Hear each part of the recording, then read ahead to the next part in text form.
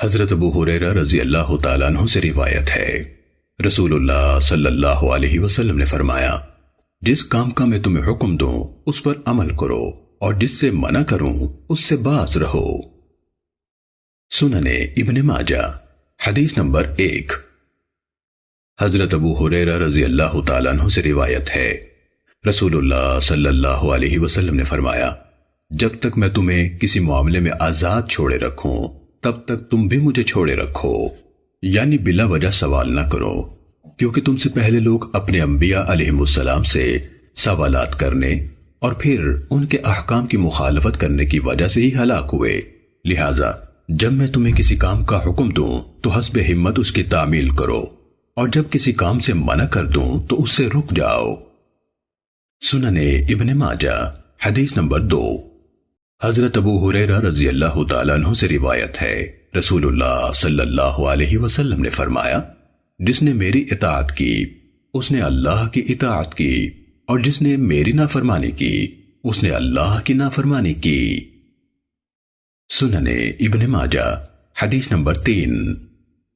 حضرت ابو جعفر محمد باقر رحمت اللہ علیہ سے روایت ہے، انہوں نے کہا، حضرت عبداللہ بن عمر رضی اللہ تعالیٰ عنہما جب رسول اللہ صلی اللہ علیہ وسلم سے کوئی حدیث سنتے تو نہ اس میں اضافہ کرتے اور نہ کمی کرتے تھے۔ سنن ابن ماجہ حدیث نمبر 4۔ حضرت ابو دردہ رضی اللہ تعالیٰ عنہ سے روایت ہے، انہوں نے فرمایا، رسول اللہ صلی اللہ علیہ وسلم ہمارے پاس تشریف لائے جبکہ ہم فقر کے بارے میں گفتگو کر رہے تھے اور اس سے خوف کا اظہار کر رہے تھے، تو آپ نے فرمایا، کیا تم فقر سے ڈرتے ہو؟ قسم اس ذات کی جس کے ہاتھ میں میری جان ہے، تم پر دنیا اتنی زیادہ برسا دی جائے گی حتیٰ کہ کسی کے دل کو اس کے سوا کوئی چیز مائل نہیں کرے گی، یعنی ہر شخص اس کی طرف متوجہ ہو جائے گا۔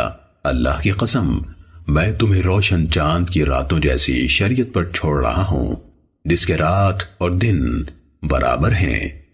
حضرت ابو دردہ رضی اللہ تعالیٰ عنہ نے فرمایا، اللہ کی قسم، رسول اللہ صلی اللہ علیہ وسلم نے سچ فرمایا، واللہ آپ ہمیں ایسی روشن شریعت پر چھوڑ کر تشریف لے گئے ہیں جس کے رات اور دن برابر ہیں۔ سنن ابن ماجہ حدیث نمبر 5۔